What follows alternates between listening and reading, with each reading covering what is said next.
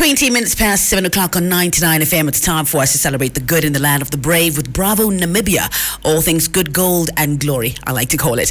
The Namibia Statistics Agency, or NSA, is currently engaged in a census mapping exercise in preparation for the 2021 Population and Housing Census. Joining me in the studio to tell us more about this is NSA's Chief Communications Officer, Mr. Nelson Ashipala. Good morning, Nelson, and welcome back to 99 FM. Good morning, Shane. Good morning to the listeners.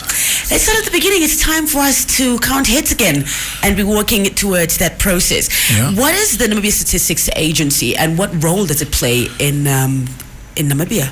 Okay, Shay, the NSA is the organization that's responsible for collecting information or collecting statistics in the country, official statistics for that matter, and also ensuring that the statistics is disseminated at the same time. So on top of everybody knowing us for census and maybe labor force, employment, unemployment, we are also responsible for carrying out economic statistics. So here when you talk about GDP, when you talk about trade stats, how our economy has performed, if we hear of, and currently what has brought us in the spotlight again is the COVID stats. So the COVID stats, when you talk of the impact of COVID on businesses, when you talk of the impact of COVID on jobs and all those things. So this is what the agency does in a nutshell. And I hope I've tried to keep it as simple as possible. Just to get the numbers, we get that. They're collecting that data. Yes, we collect the data. Yes, collecting the data. Yeah. So the NSA is busy with census mapping. What is census mapping and what does it involve? Okay, Shay, census mapping, I can only start it off with having to explain what census is. So census is basically the head count, having to count everybody in the country. It's done every 10 years. Now, before we do census, we have to do census mapping. So census mapping allows number one, for the agency to identify how much effort we have to put into the census. So this is in terms of personnel. This is in terms of resources. This is in terms of logistics. Number one. Number two, there are also some questions which come out of census mapping. Number one, access to water facilities, access to schools, number of people that live in household, type of household structures. So basically what census mapping is, it's enumerators or field workers going from each and every structure on the ground to the next one, having to identify the type of structure it is, whether it's a business, whether it's a shopping complex, whether it's a radio station, whether it's a house. So what happens with this process is that the enumerators would now ask questions on if. A quick example, if it's a house, the head of the household, number one, number of people that live in this household, and if it's not clearly visible, perhaps the type of structure which was used to build this house. Yeah, and then on top of this, we also have to ask for whether the household has access to water, access to ablution facilities, and so forth. So this is basically what census mapping is. So it's what we are saying is that our teams work around basically with topographical maps, or which we basically call, I think we call it Google Maps now. Yeah, it's something like Google Maps. So we can see the ground surface, like we know what's on the ground. So it's now for the agency now to go and verify the type of structure that it is. Because perhaps from the map it can look like it's a rock, or it can look like it's a shack. And then what also happens is within that time frame where we got the topographical maps and where we are right now, you would find that perhaps a new structure was erected. This has to also be identified and so forth. So it's basically going to trace the areas that eventually will be counted when the national census does come around. Wow, you explained it better than me. So the census mapping exercise will then be followed by a national census, as we mentioned. Yes. How are the two linked? How will this process help advance the next one? So what we say is that if you don't do a proper census mapping, you would never be able to do a good census undertaking. In detail. Yes, you can decide to say, okay, you know what, I won't map the country, I'll just go on to start counting. But then will you actually know how many people you have to recruit to undertake the census and all these things? Do you know how many vehicles you'll need? Because since census is a very big undertaking, I mean, You can say that the country is vast, yes, but its vastness, how do you explain it? So, if I'm in the Karas region and there are farms on the outskirts, how will I be able to cover those farms? But so what census mapping has allowed us to do is it will allow us to basically give us an idea of where the places that we might have missed, and so forth. So it's very much part of the process of census of the whole census undertaking. Number one. Number two, we would also some figures come out from this. Planners would need to know if people within Havana perhaps have access to toilets, whether they have access to fresh drinking water. What type of structures were used to build the house, the structures which are on the ground, businesses. On top of that, we would want to know whether businesses that are operating right now are registered with BIPA. I mean, BIPA also came on board. Ministry of Finance would want to know tax paying and all these things.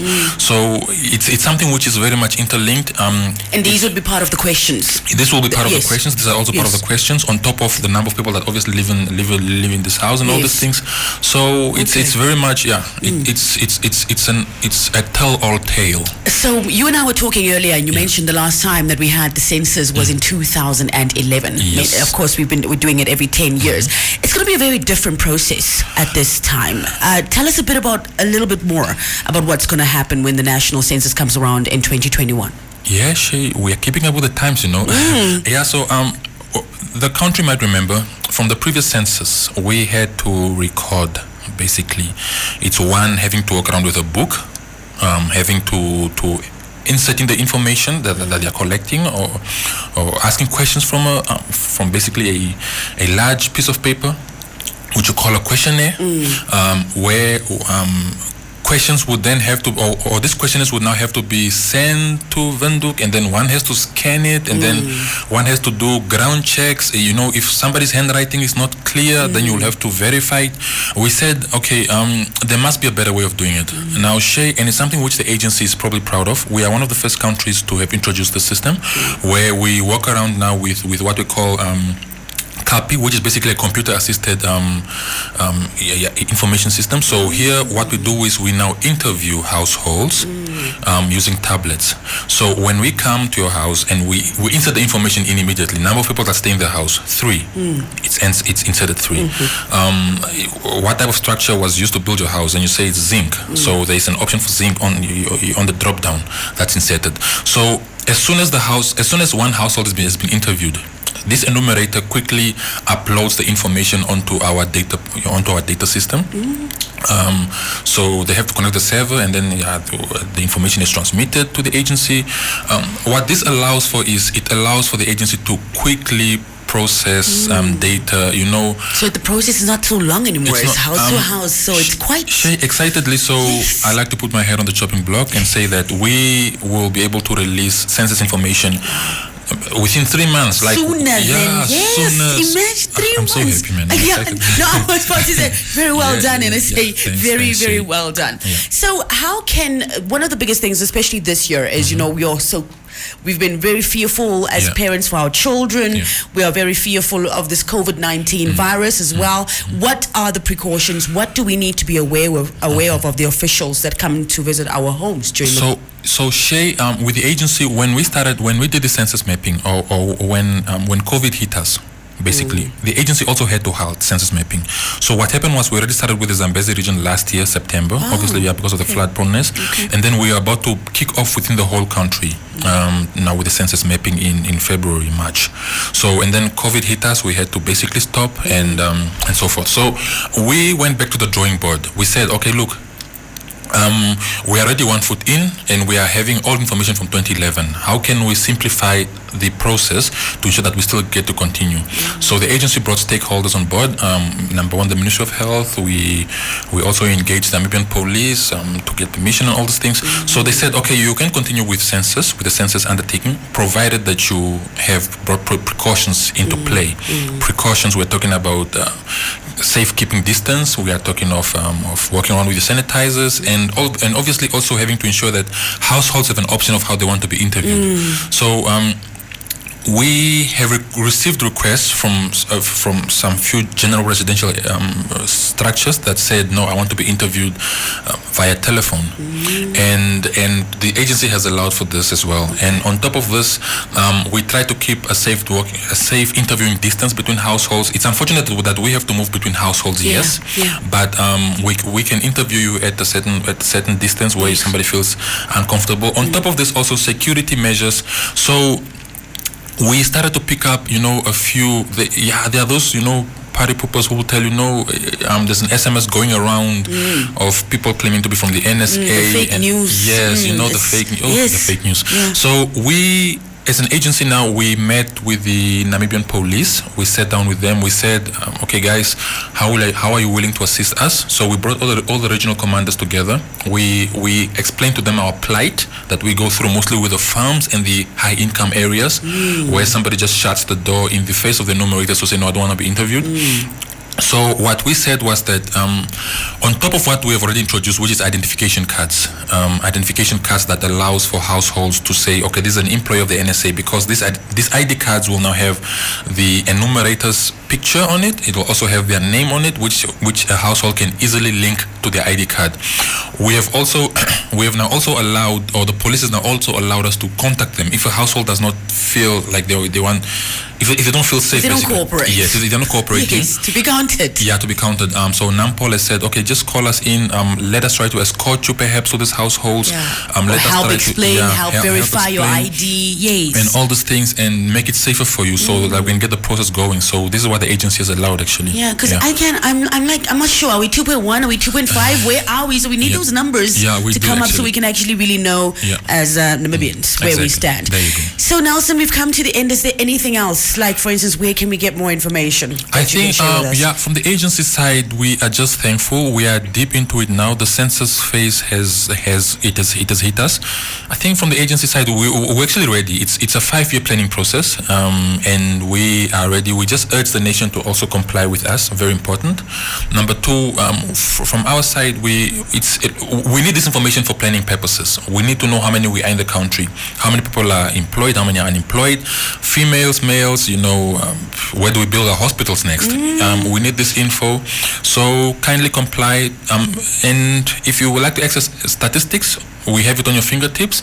One can easily download a mobile application that's called Namibia Statistics Agency, free of charge. Kindly download it, very much user friendly. So you're basically walking around with a whole library on your phone, of information on your phone. Yeah, on your phone. Yeah. One last thing. Last time we had the census, you put those stickers on our doors. Yes. That made my door look like a blunder.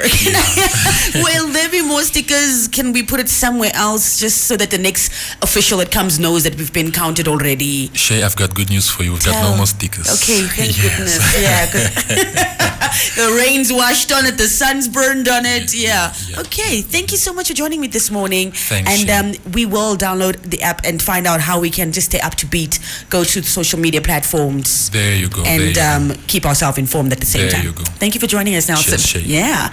That's the voice of Nelson Ashipala, who is the Chief Communications Officer at NSA, the Namibia Statistics Agency. Just keeping us up to brief with the latest census news in terms of the population census and also the census mapping, which is being rolled out nationwide. The most important thing is to comply and to also just do your part so that the process can be moved on faster and quicker. He mentioned also that you can get the information as soon as possible on your phone. I just love how 10 years ago this was not the game and now it is.